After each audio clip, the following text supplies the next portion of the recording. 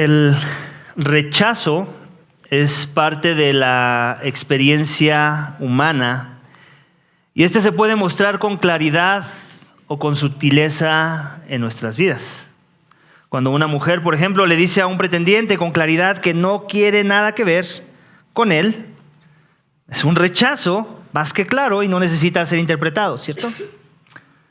Pero también hay otro tipo de rechazo, que es más sutil, donde una mujer rechaza a su pretendiente, no necesariamente con una declaración de rechazo, sino con acciones sutiles que mandan un mensaje que al interpretarlo revela que está siendo rechazado.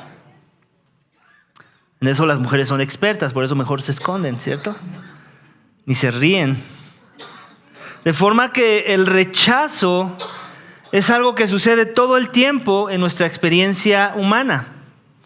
La pareja de novios que hace sus votos y se aceptan mutuamente de manera opuesta o en un sentido contrario, están rechazando a todo aquel o a toda mujer, en el caso de los hombres, con la que no están haciendo ese voto, ¿cierto? Es un tipo de rechazo. Le están diciendo sí a esta persona y al mismo tiempo le están diciendo no a todas las demás. El rechazo muchas veces trae consecuencias. A veces rechazamos cosas buenas para nuestras vidas y como resultado obtenemos consecuencias malas. Y viceversa. Rechazamos cosas malas y obtenemos consecuencias buenas. Rechazamos personas que no debíamos haber rechazado y aceptamos a otras en nuestras vidas que debíamos haber rechazado. ¿Y a qué voy con todo esto del rechazo esta mañana, iglesia? Lo menciono debido a que en nuestro texto esta mañana hay una advertencia. Una advertencia donde el autor de los Hebreos, inspirado por Dios, lanza a su audiencia original esta advertencia y a nosotros también. Una advertencia para no rechazar algo o a alguien. Y que de hacerlo, entonces, sepamos que nos tenemos que atener a las consecuencias. El título de mi mensaje esta mañana, iglesia, es el siguiente: tengamos cuidado de no rechazar a aquel cuyo juicio no podremos escapar. Hasta como que rima, ¿no? Me esforcé en el título de mi sermón. Tengamos cuidado de no rechazar a aquel cuyo juicio no podremos escapar. El autor, iglesia, de los Hebreos te quiere evitar más bien la consecuencia fatal de este tipo de rechazo. Un rechazo con consecuencias eternas y con un impacto tal que todos tus rechazos pasados que te trajeron consecuencias se quedarán cortos, se verán nublados cuando los compares con el impacto que trae este tipo de rechazo a la vida de las personas. A estas alturas, iglesia, en nuestra serie de Hebreos, el autor de esta carta ya hizo una explicación muy clara, muy explícita del Evangelio y la necesidad que tenemos de algo mejor en la persona de Jesús. De forma que esta sección que veremos hoy nos advierte una vez más, porque no es la primera advertencia que encontramos en el libro de los Hebreos, nos advierte una vez más sobre la necesidad que tenemos de no rechazar a Jesús para no experimentar las consecuencias severas de las cuales no podremos escapar.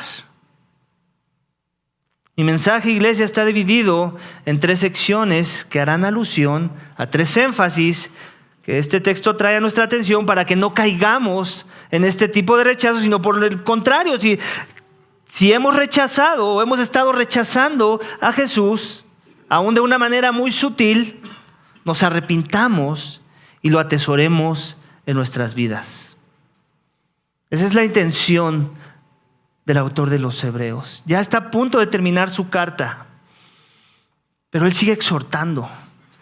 Él no quiere que se pierdan las personas. Él no quiere que se pierda la audiencia original, la audiencia de sus días, y tampoco quiere que se pierda la audiencia por los siglos que vendría después, y eso nos incluye a nosotros. Él nos está advirtiendo. Él sigue lanzando advertencias de cuidado, de poner mucha atención, porque las consecuencias, ya lo dije, son fatales, son eternas. Así que acompáñame a leer el primer subénfasis, más bien el texto del cual saqué el primer subénfasis, versículo 25 del capítulo 12 del libro de los Hebreos.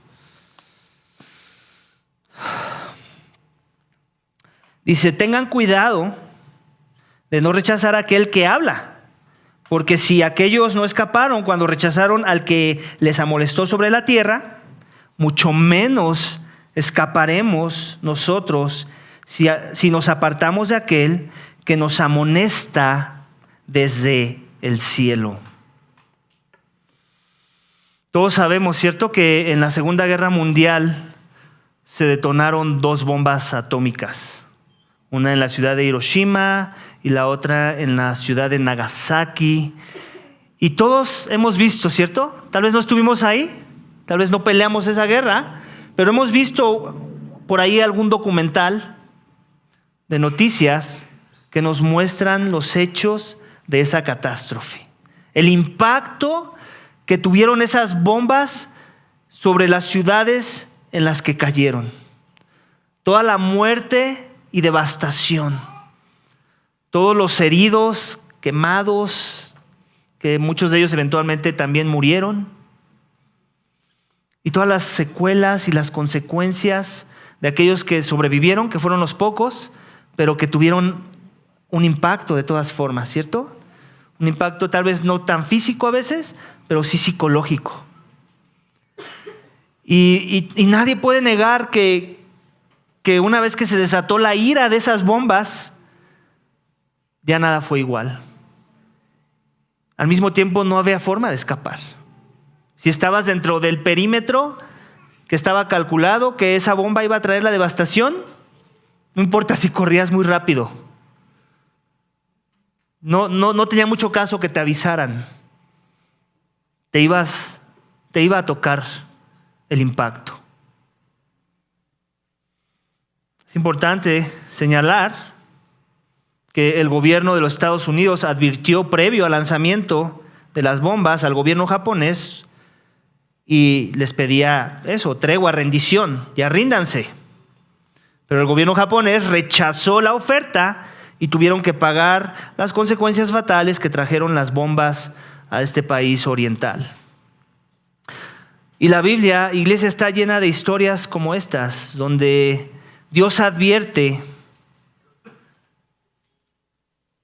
y de muchas maneras, mejor que lo que lo hizo el gobierno estadounidense. Dios, por cierto, es más poderoso que cualquier arsenal nuclear, que todas las ojivas nucleares juntas que hay en esta tierra.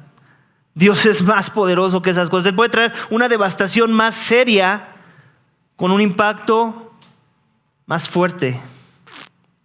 De forma que cuando Él advierte con palabras, más nos vale poner atención, ya que el impacto será no solo más severo, sino más certero, pues lo respalda su carácter. Y de eso trata esta advertencia en general. Y en particular el primer versículo de la advertencia. Aquel que habla y advierte es el primer subénfasis. Ese es Dios. No es el gobierno estadounidense. No es ningún tipo de amenaza en la tierra. Es el que creó este mundo. Es el que creó la inteligencia como para que los hombres pudieran formar bombas atómicas. Ese es el que advierte, iglesia, en esta sección que estamos parados el día de hoy en nuestra serie de Hebreos. Aquel que habla y advierte. Hay 2 cosas que tenemos que ver en este primer versículo. Y la primera es que no rechaces sus palabras. Que no seas como los nipones en la Segunda Guerra Mundial, que rechazaron las palabras de uno más poderoso, que en este caso era el ejército estadounidense. Así nos puede pasar a nosotros, pero con Dios. Y subestimamos su poder, así como ellos lo subestimaron en su momento y pensaron que no pasaba nada. Pensaron que ellos tenían algo mejor tal vez en sus mentes, que ellos ya les habían pegado una vez y lo iban a poder hacer 2 veces. Y no fue así. Y no terminó siendo así. Así que aquel que habla y advierte que es Dios, no rechaces sus palabras. Yo no sé dónde estás parado esta mañana con respecto a tu relación con Dios. Yo no sé si estás explorando el cristianismo o ya te dices ser un fiel discípulo de Jesús. Sin importar dónde estés parado, la exhortación es la misma para ambos. No rechaces sus palabras. ¿Ves lo que dice el texto? Vamos a leer nuevamente. Tengan cuidado de no rechazar a aquel que habla. ¿Te das cuenta? Tiene que ver con la misma idea de lo que Dios todo el tiempo está haciendo en su palabra. ¿Qué es lo que está haciendo? Dándonos su palabra. Todo el tiempo nos está hablando. Lo vimos en la serie de Levítico, ¿cierto? Cómo hablaba Dios al pueblo de Israel a través de Moisés.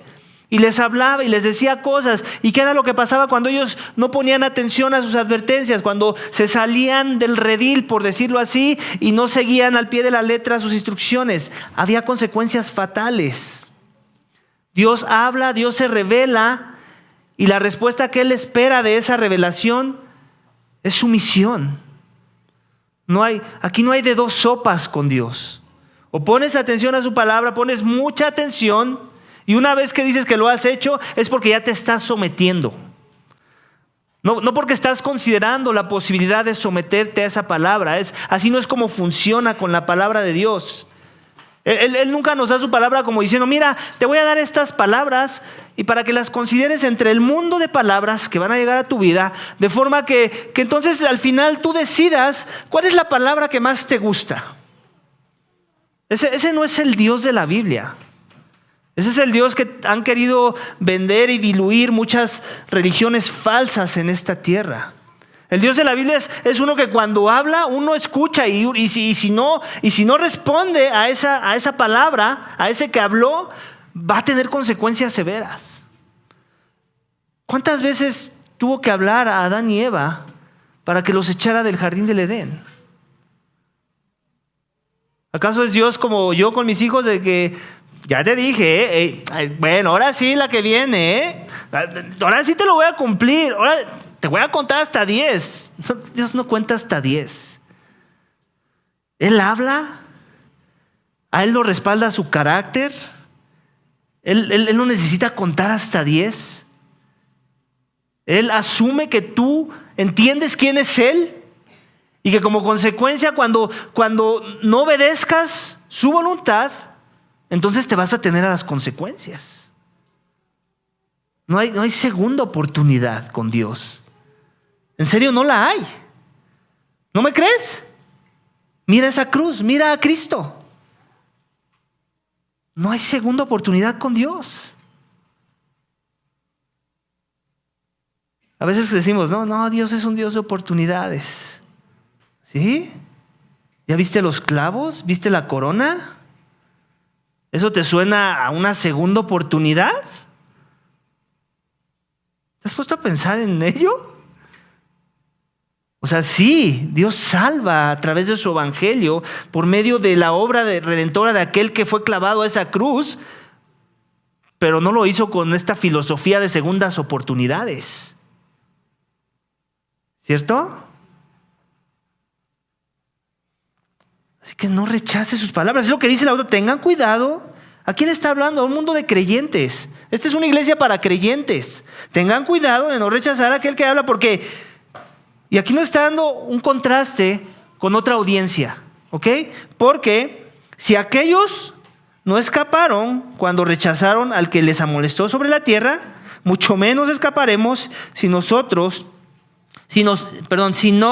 apartamos de aquel que nos amonesta desde el cielo.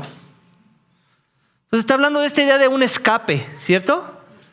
Cuando yo escucho escape, a mí por lo menos no me vende la idea de un escenario muy feliz.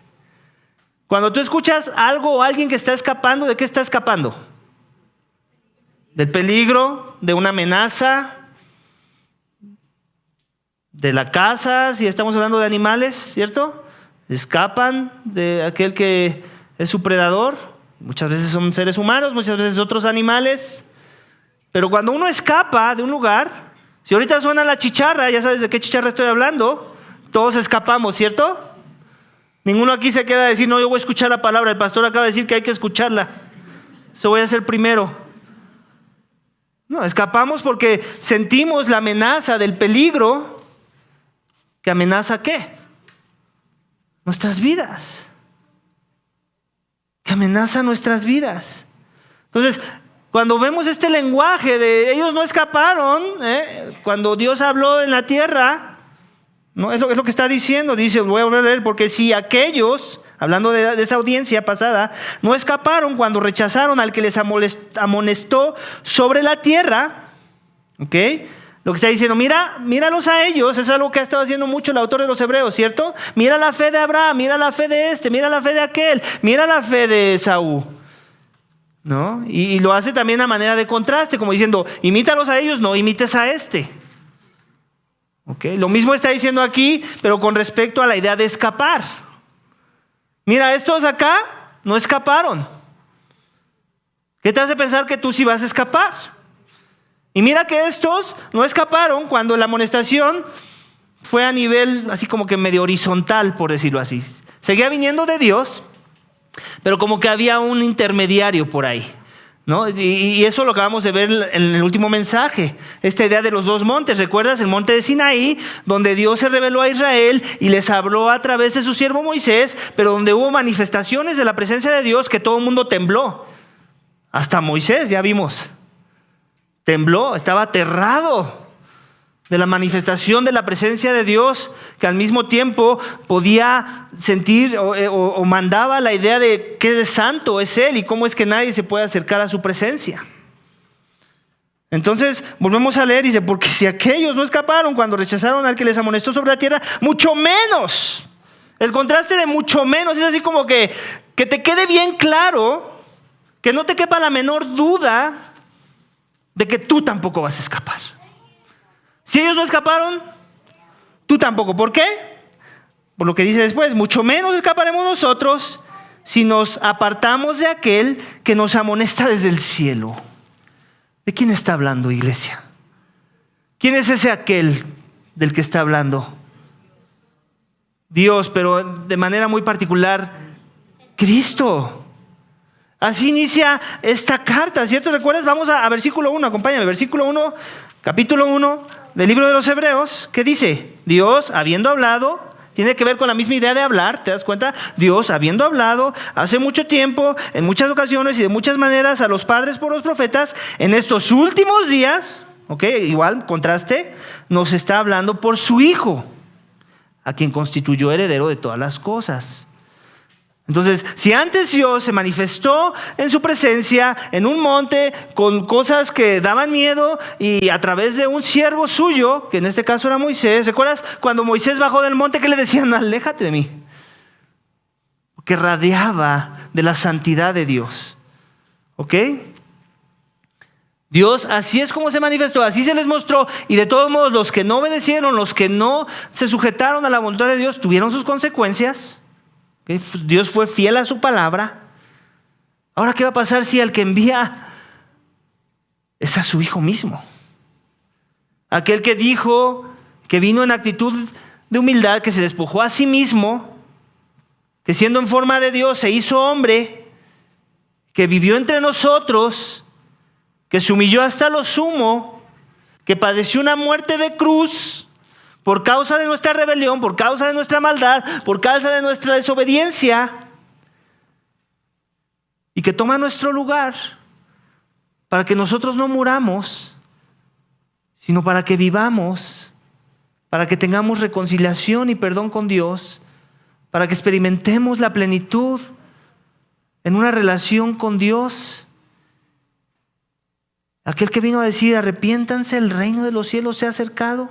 Y crean en mí, crean en el Evangelio, crean que yo los vine a salvar. O sea, ya más no puede hacer Dios. O sea, muchas veces decimos, Dios, ámanos más. Esa oración es satánica. Dios ya nos amó más, Él ya no puede amar más. Ya se le agotaron sus reservas del amor. Ya nos dio a su Hijo. Ya nos dio lo más preciado que Dios tiene por la eternidad. Eso es lo que Dios envió a este mundo para salvar, para redimir, para reconciliar, para perdonar. Y si le rechazamos, si rechazamos esa oferta de reconciliación y de perdón, ¿tú qué crees que va a hacer Dios ahora? Te va a dar más amor. ¿Tú qué crees que toca que te dé ahora? Lo que ya estaba dispuesto para que fuera dado. Simplemente ahora lo va a desatar con toda su furia santa. Suena raro estas dos palabras juntas, ¿cierto? La furia santa de Dios.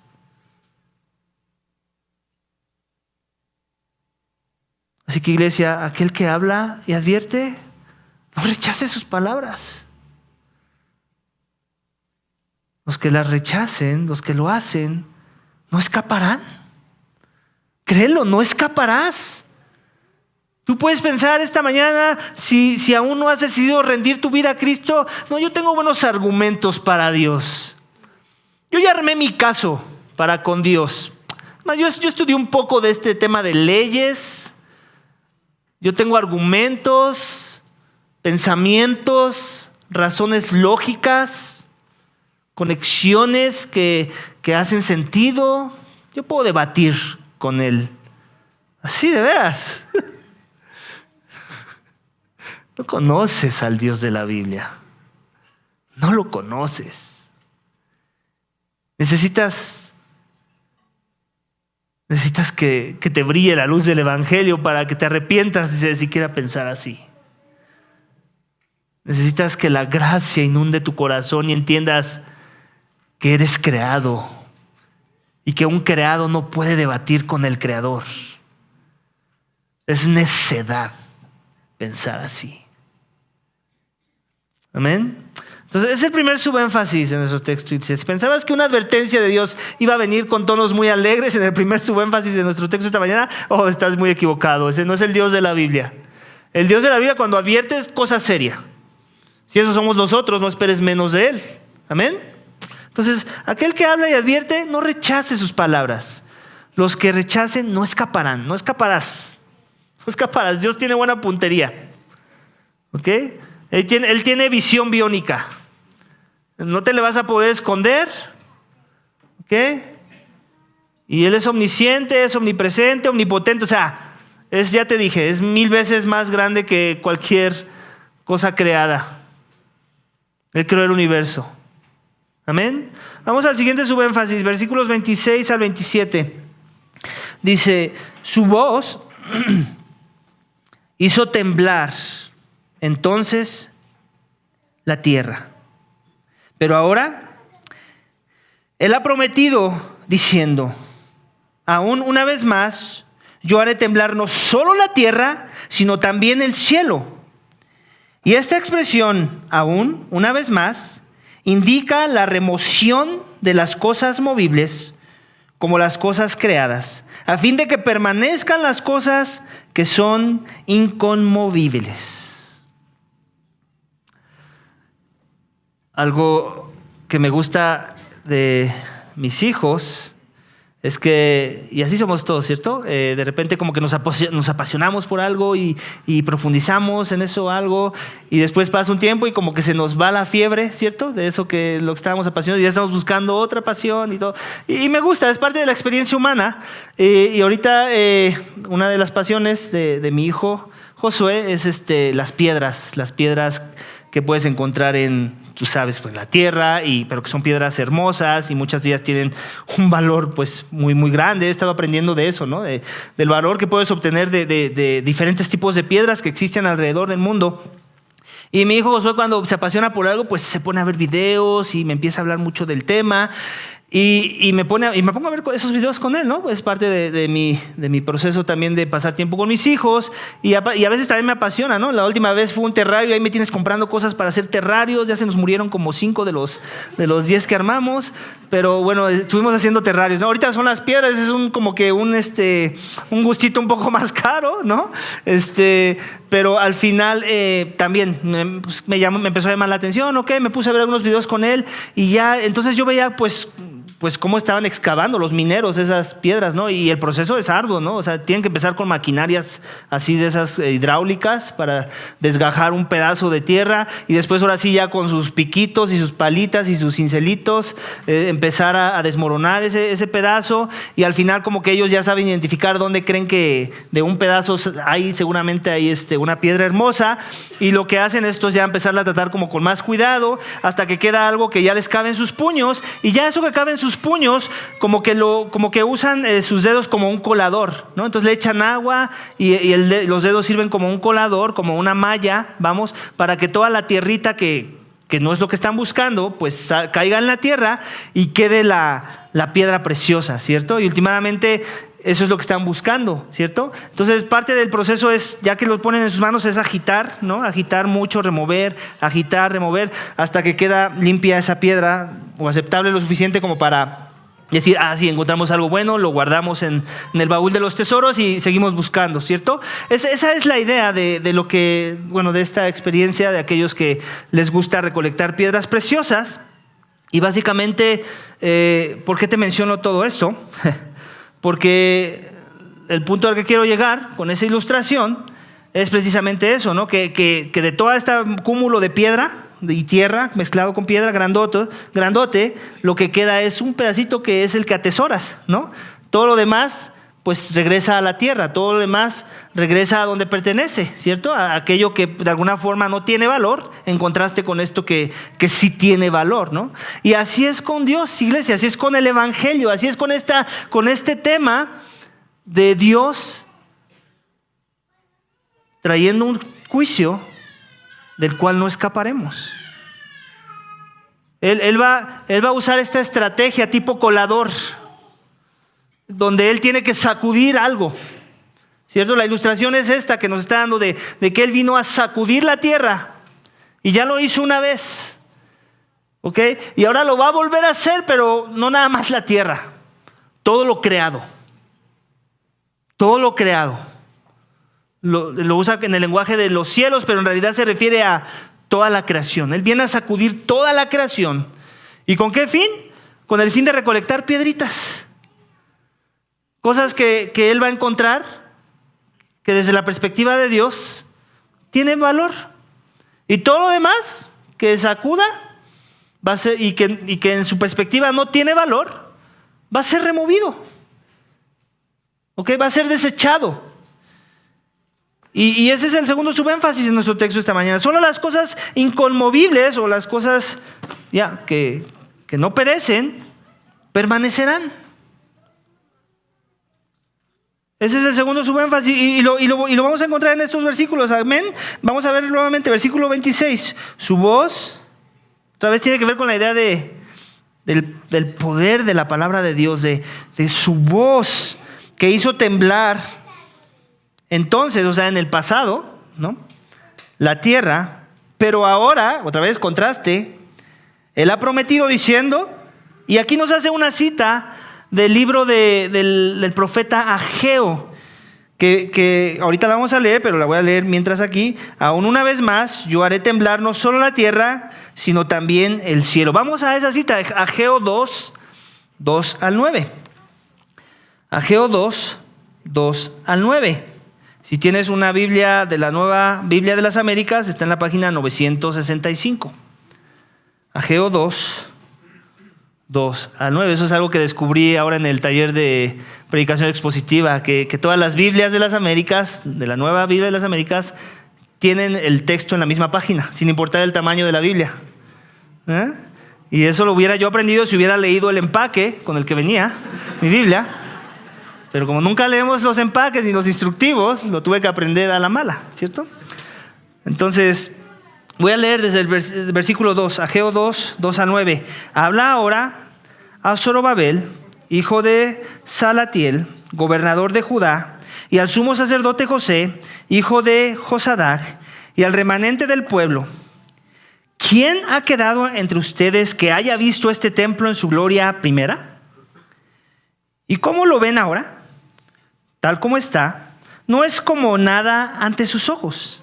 Pero ahora, esfuérzate, Zorobabel, declara el Señor. Esfuérzate tú también, Josué, hijo de Josadac,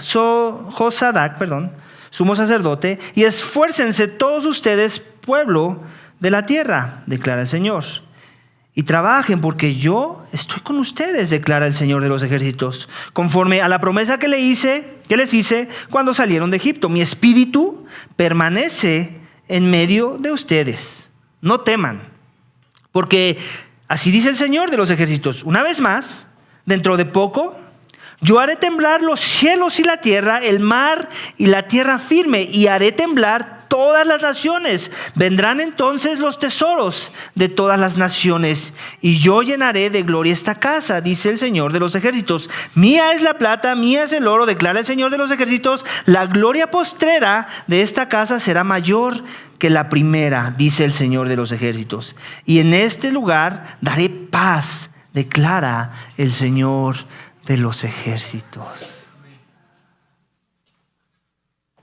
Como que cuando ayuda, ¿cierto? Cuando leemos las citas del Nuevo Testamento que son del Antiguo Testamento y leemos un poco el contexto de lo que está queriendo decir el autor, en este caso de los Hebreos, con respecto a su argumento, y ahora vemos a qué se refiere.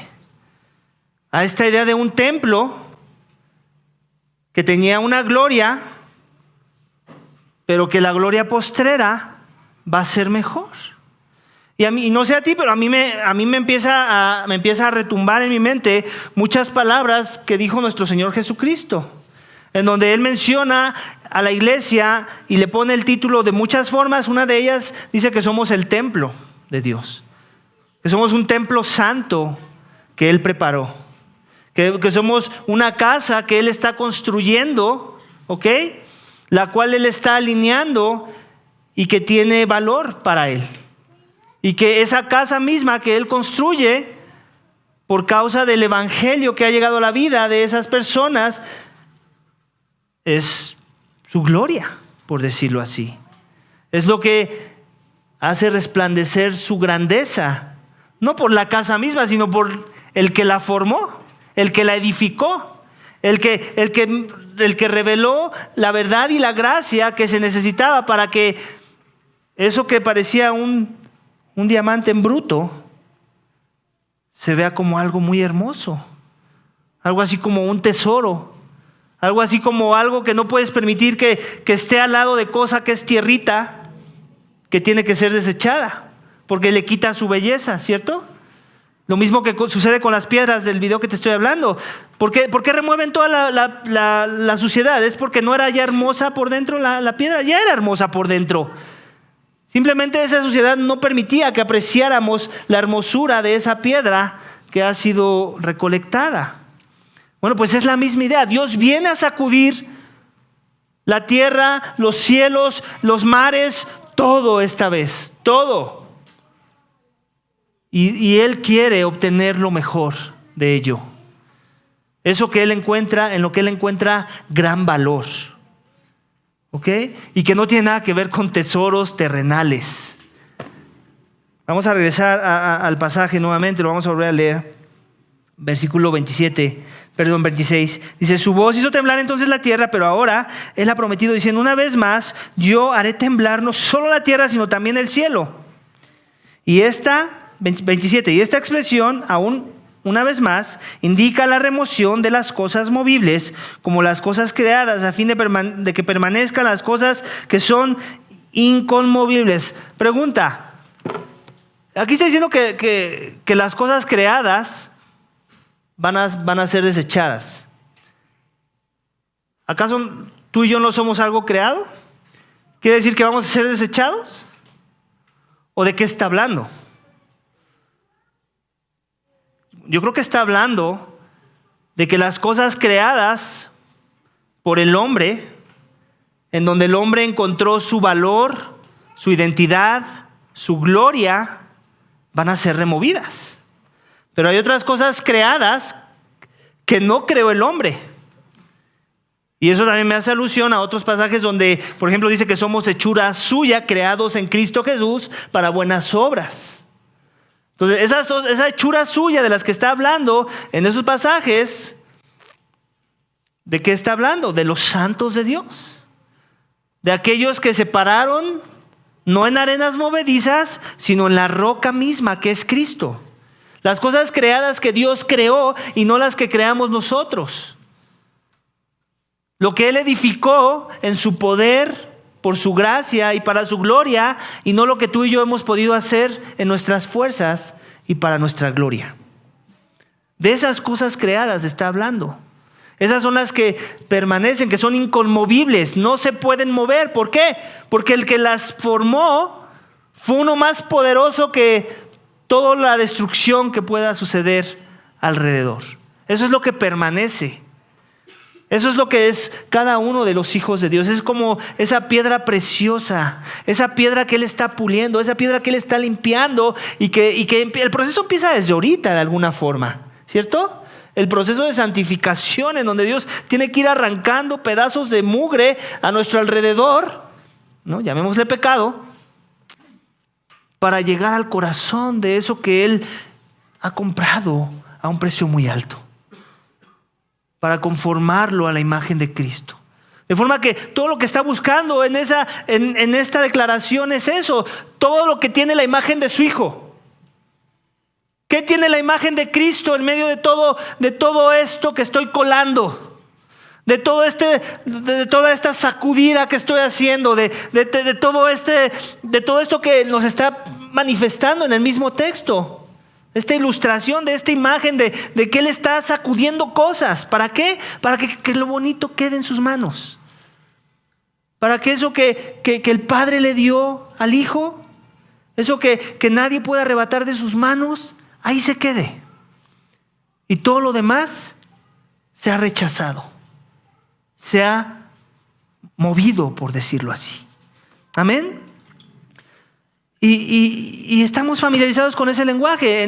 Lo vimos la semana pasada. En Éxodo 19 y 18 vemos que se sacudió, ¿cierto? Así es la narrativa de la historia. Se sacudió el monte. Todos se aterraron. Ok, está haciendo alusión a la misma idea, pero ahora no nada más se va a sacudir un monte. Ahora se va a sacudir toda la creación. ¿Para qué? Para eso que Dios, en donde Dios encuentra valor, permanezca. Amén.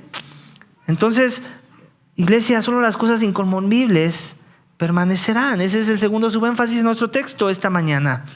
Y por último, versículos 28 al 29, dice: por lo cual, puesto que recibimos un reino que es inconmovible, demostremos gratitud, mediante la cual ofrezcamos a Dios un servicio aceptable con temor y reverencia, porque nuestro Dios es fuego consumidor.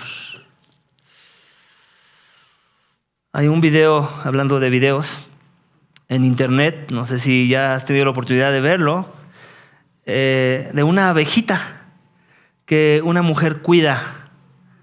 Y esta abejita se ve algo así como si fuera su mascotita de esta mujer.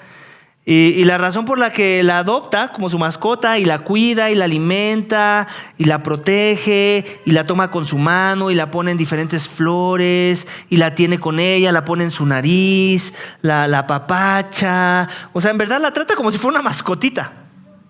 La razón por la que la mujer puede hacer esto y la abeja deja que ella haga eso es porque la abejita no tenía alas.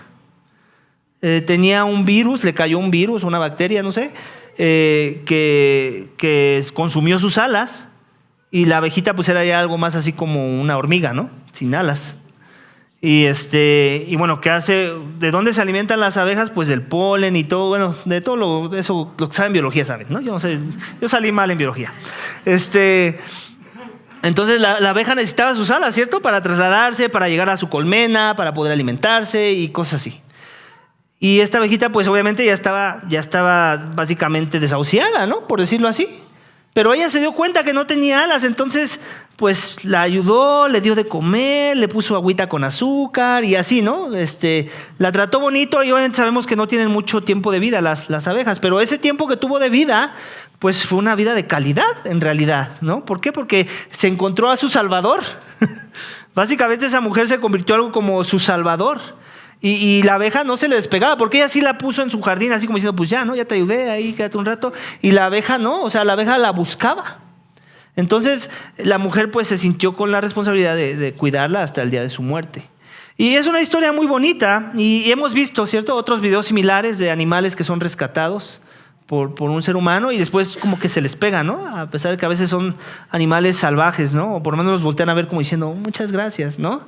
Me imagino que has visto esos videos con tantos videos que podemos ver ahora en las redes. Y así, ¿no? O sea, tiene que ver con esta idea de que si Dios en verdad nos salvó de un reino de muerte, entonces demostramos gratitud, ¿cierto?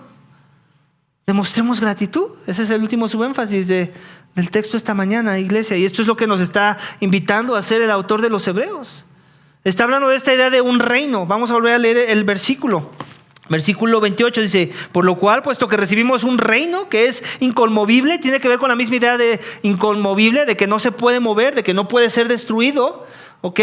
Entonces, si eres parte de ese reino, si ahora eres un ciudadano del reino de los cielos y en verdad te has rendido al Rey Jesús que vino a dar la vida en rescate por muchos, si en verdad en Él encontraste tu identidad, tu valor, si en verdad entendiste que necesitabas la salvación que Él vino a ofrecer y te humillaste ante Él, te arrepentiste de tus pecados y le buscaste en sus términos, si en verdad ese es tu Rey, si en verdad vives para tu Rey, si en verdad Él es tu más grande tesoro, si en verdad tú eres lo más preciado en sus manos, si eso es verdad esta mañana, Iglesia Vida Vertical, para ti o para mí, entonces lo único que nos queda hacer no es cumplir la ley de Moisés, no es ir y convertirte en la persona más generosa por ahí. O sea, Dios no está esperando que le pagues nada de regreso. Así como en el video, si tú ves el video, te invito a verlo, la abejita no hacía más que depender de todo el tiempo de esta mujer. Y ahí estaba y le mostraba en su lenguaje abeja, le demostraba su amor a la mujer. No la picaba. ¿No? Estaba ahí, la podía poner en su nariz y podía tener la confianza de tenerla muy cerca. ¿Quién quiere una abeja cerca esta mañana? No, la ahuyentamos, ¿cierto? Bueno, esta abeja no era agresiva, se mostraba agradecida. ¿Por qué? Porque entendió algo muy simple. Yo le debo toda mi lealtad a esta mujer. Yo tengo que estar agradecida con esta mujer. Todo lo mejor que pueda venir de mi persona, de mi ser, yo lo tengo que dedicar en devoción a esta mujer. Esta mujer es lo mejor que me ha pasado en la vida. Y muchas veces vivimos nuestra fe, nuestra vida, nuestro evangelio y decimos, no, Jesús es lo mejor que me ha pasado en la vida. Y después vivimos devotos, vivimos con inclinaciones y afecciones a otras cosas menos a Jesús. ¿Cierto? No nos vemos como esa abejita tierna en la nariz de esta mujer. Nos vemos más bien como abejorros rebeldes, ¿no? Que nada más hacen ruido, del cual se quiere alejar uno. Así somos, iglesia. No mostramos el agradecimiento que amerita la salvación tan grande de haber sido transferidos de un reino de tinieblas a un reino de luz.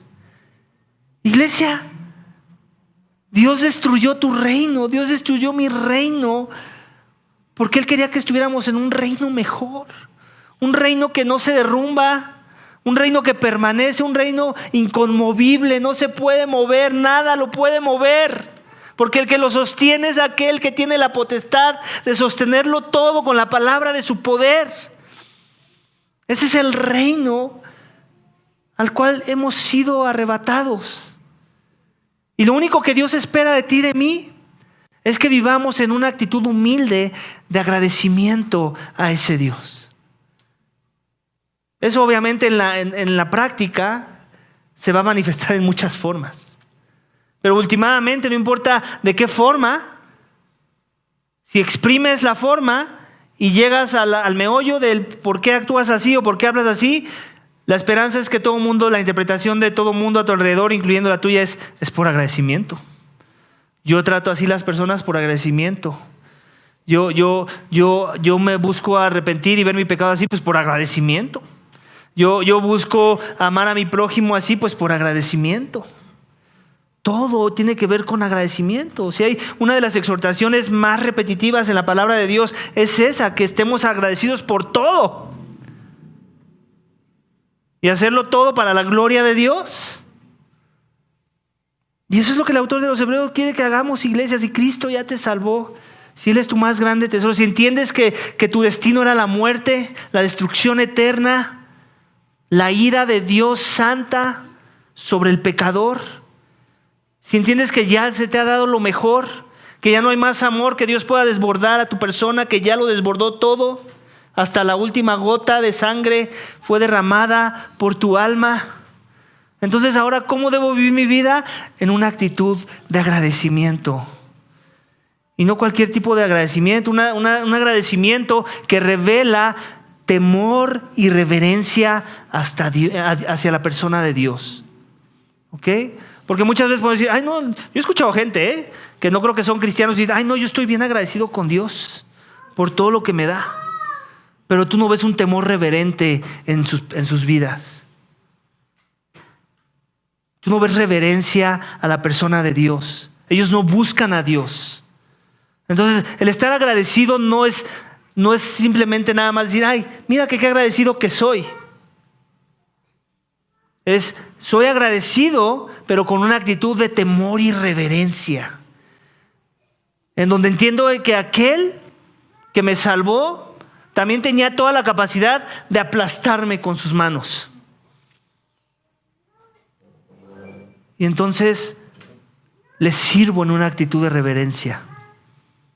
Tú sabes cómo luce eso, si en verdad has nacido de nuevo. Ya lo has hecho en muchas ocasiones. Nuestro problema es que no sepamos cómo aplicar la doctrina o aplicar las actitudes que la Biblia nos dice que adoptemos. El problema, iglesia, es que somos perezosos, espiritualmente hablando. Y lo hacemos una vez bien y como que nos acomodamos y como decimos, ahora tengo permiso para hacerlo 2 veces mal. No. Si lo hiciste una vez bien, la próxima vez hazlo mejor. Y la próxima mejor, y pule tu doctrina, pule tu aplicación de la doctrina, pule la forma en la que se revela agradecimiento en tu vida. ¿Alguna vez has escuchado cristianos que dicen, no, yo hace 5 años, no, yo servía al Señor, no, yo iba a las cárceles, no, yo eso? Y ahora los ves sentados y dices, ¿y dónde quedó todo eso? ¿Dónde quedó todo eso que dices que hacías? Vergüenza te debería dar estar diciendo todo lo que hacías para el Señor. Síguelo haciendo ahorita. No nos hables del pasado. Háblanos del presente. Muéstranos tu agradecimiento. Muéstranos que en verdad entiendes que fuiste rescatado de las garras del enemigo, que en verdad has pasado de muerte a vida, que en verdad vives en el reino celestial de Dios. Ya vives en Él. Estás esperando nada más la completa manifestación de ese reino, pero ya estás en Él. Ya has sido comprado. Ya has sido injertado a la vid. Ya la vida eterna inició en el momento en que creíste. ¿Cómo se ve esa vida? ¿Se ve agradecida? ¿O lo que es lo contrario? Malagradecida. ¿Cómo nos vemos, iglesia? ¿Cómo nos vemos? Preocupémonos por ello. Y no es cualquier tipo de agradecimiento, es un agradecimiento que revela servicio. Es por eso que estoy hablando de ello, me estoy adelantando. ¿Qué es lo que está diciendo? Dice, demostremos gratitud mediante la cual ofrezcamos a Dios, ¿qué? Servicio aceptable. ¿Ok? ¿Qué está hablando? No cualquier tipo de servicio. Quiere que sea aceptable. ¿Cierto?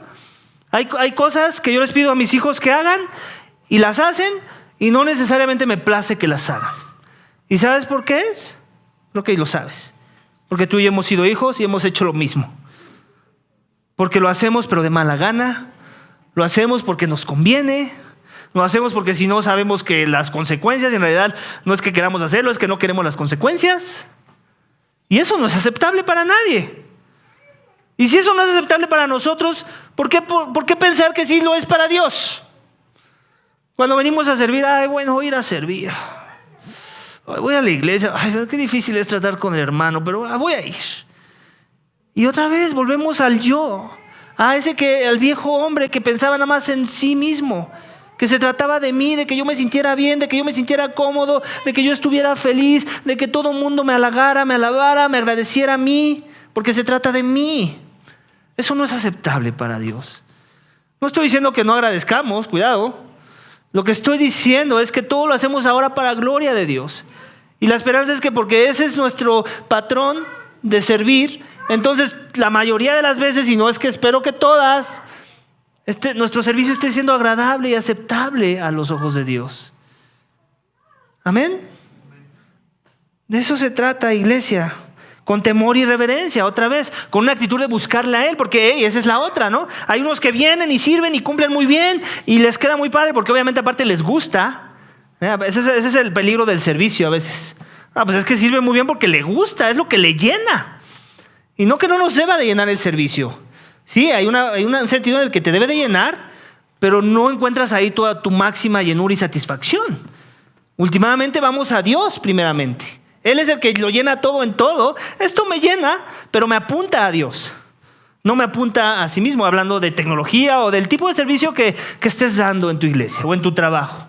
¿Ok? Últimamente, ese también puede ser otro peligro, que nos llene el servir por cómo nos hace sentir bien y cómo nos gusta que nos halaguen del servicio que hemos dado, ¿cierto? Y eso es un peligro. Lo que queremos es que aquellos que sirvan como para la gloria de Dios, primero, y que sea con una actitud de reverencia. ¿Qué quiere decir? Que no nada más sirven, sino que también buscan a Dios. Sino que también se relacionan con otros. Sino que también viven la fe en comunidad, como ya hemos visto en la serie de Hebreos. Ese tipo de servidor queremos.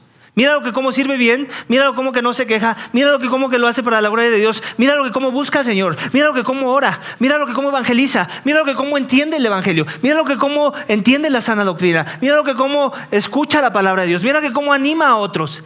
Ese es un servicio con temor y reverencia, que entiende que es para la gloria de Dios, que entiende que ya no es un ensimismamiento de que se trate de mí. Míralo que cómo perdona.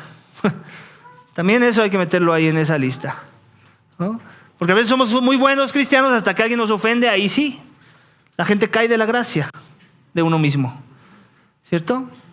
Y se nos olvida el evangelio. Todo, iglesia, es un discipulado íntegro. Es lo que nos está diciendo el autor de los Hebreos. Un servicio aceptable con temor y reverencia. ¿Por qué? Porque nuestro Dios es fuego consumidor. ¿Te das cuenta con qué frase termina? ¿Quién de aquí se hubiera propuesto que iba a terminar con esa frase? ¿Quién de aquí hubiera tenido ideas como para decir, mira, termina con esta frase el capítulo 12, autor de los Hebreos? ¿Qué es lo que está queriendo decir? Que Dios es cosa seria. Que con Dios no se juega. Él no es un Dios domesticable. Él no es un diosito por ahí, un pigmento de tu imaginación que tú puedes venir y proponer para que todos nos sometamos a tu Dios. No, Él ya se reveló y espera sumisión. Y también ya reveló dos aspectos de su carácter: su misericordia y su justicia. En su justicia vamos a encontrar ira, una ira santa. En su misericordia vamos a encontrar a su Hijo. El perdón, la gracia, el amor, la redención, el sacrificio, la justicia perfecta en Él. ¿Recuerdas? Yo cuando escucho un fuego consumidor me acuerdo, no puedo dejar de desconectar el pasaje de Levítico. ¿Te acuerdas de los hijos de Aarón? ¡Fum! ¿Qué los consumió? Un fuego. Murieron carbonizados. ¿Por qué? Porque se atrevieron a pensar que Dios era como ellos y que ellos podían proponer con sus palabras las reglas del juego. Iglesia, el rechazo es parte de la experiencia humana. Y este se puede mostrar con claridad o con sutileza en nuestras vidas. Todo rechazo de algo bueno en nuestras vidas traerá consecuencias, pero ninguno trae consecuencias tan severas como el rechazo a la persona de Cristo. Todo lo que hagamos en esta vida será removido. Solo la obra de Dios en nuestras vidas tendrá un destino trascendente. Y cierro mi mensaje con esta cita que tengo pegada en la pared de mi comedor de manera muy intencional para recordar esto todos los días.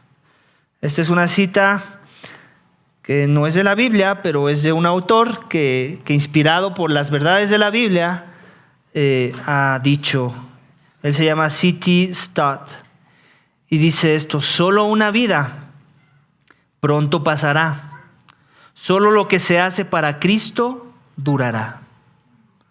Solo una vida pronto pasará. Solo lo que se hace para Cristo durará. Iglesia, que Dios nos encuentre viviendo a la luz de la verdad de su palabra y de lo que encontramos en esta cita. Amén. Vamos a orar. Padre, te damos gracias por tu palabra. Gracias, Señor. Gracias, Señor, por darnos vida en el Evangelio de Cristo. Gracias, Señor, porque